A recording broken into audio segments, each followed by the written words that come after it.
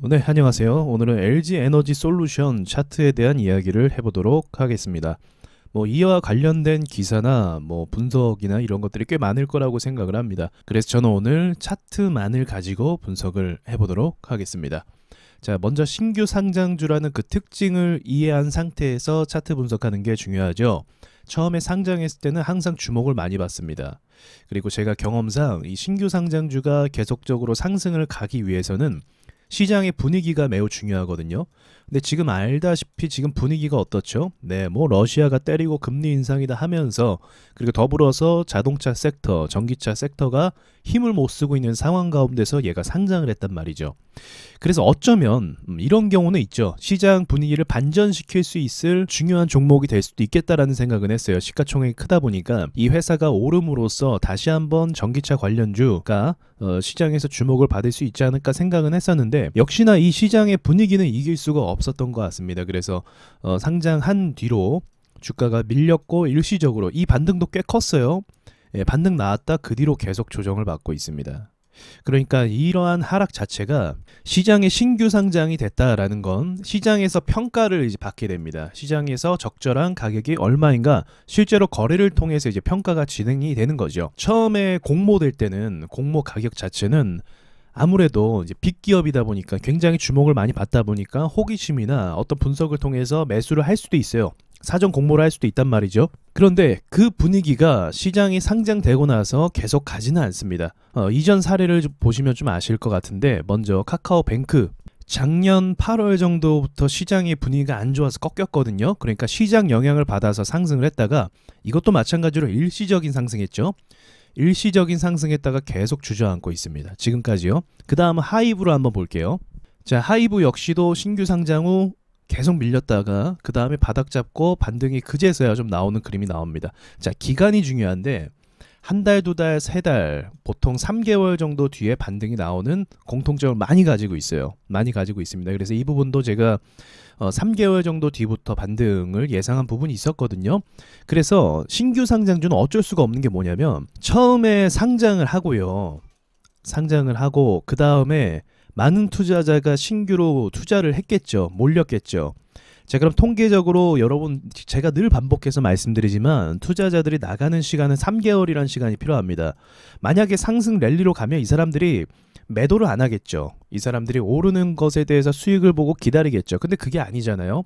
현재 시장 분위기가 안 좋고 다들 손해를 보고 있기 때문에 빨리 빠져나오고 싶어 합니다. 근데 이 빠져나오는 시간이 통상적으로 3개월 정도가 걸린다는 거죠. 그러니까 바닥을 찍기 위해서는 처음에 상장했을 때 들어온 투자자들이 나가야 되는데, 이 사람들이 나가고 나서 더 이상 매도세가 없을 때 신규로 매수세가 유입이 반대로 되게 됩니다. 그 기간이 3개월이라고 제가 계속 말씀드리는 거고요. 이때 이후로 반등의 힘을 보고, 이때 이후에 또 중요한 거, 섹터의 호재가 잡혀야 돼요. 그러니까 전기차 쪽으로 호재가 잡히고 시장에서 다시 주목을 받고, 제일 중요한 건 테슬라가 다시 올라가야 됩니다. 테슬라가 전기차 관련주 대장이에요. 그래서 테슬라가 올라가야 전 세계에 있는 전기차 관련주들이 다 따라서 올라갈 수가 있습니다. 그렇기 때문에 지금부터 하락 추세로 전환이 되는 건, 이전에 샀던 사람들이 신규 상장됐을 때 샀던 투자했던 사람들이 매도를 진행 중이기 때문에 지금 바닥을 어딘지 알 수가 없는 단계입니다. 예, 함부로 바닥을 막 논할 수가 없어요. 기술적인 반등으로 일시적으로 상승할 수는 있거든요.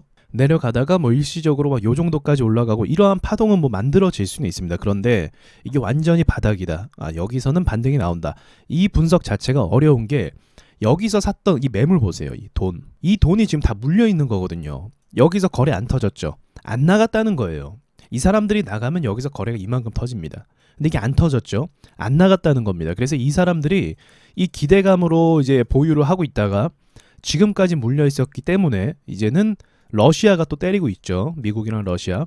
그래서 시장의 분위기가 안 좋아서 이 사람들이 계속적으로 매도를 해나갈수록, 계속적으로 매도할수록 LG 에너지 솔루션 주가는 바닥을 일단은 알 수가 없는 단계에 돌입을 하게 됩니다. 지금 상장한 지 한 달 정도 됐나요? 그리고 한 3개월 정도 지나야 되니까 이제 대략적인 거죠. 2개월 정도 뒤에는 여기 물린 사람들이 거진 매물을 많이 던질 수 있는 가능성이 도달하고, 그때부터 이제 반등이 나오는데 섹터 호재가 잡혀야 됩니다. 그냥 못 가요. 이 무거운 주식이 가려면 섹터 호재가 잡혀야 돼요. 그래서 그 섹터 호재가 그때 등장을 하느냐 안 하느냐, 3개월 뒤에 바로 등장하는 건 아니에요.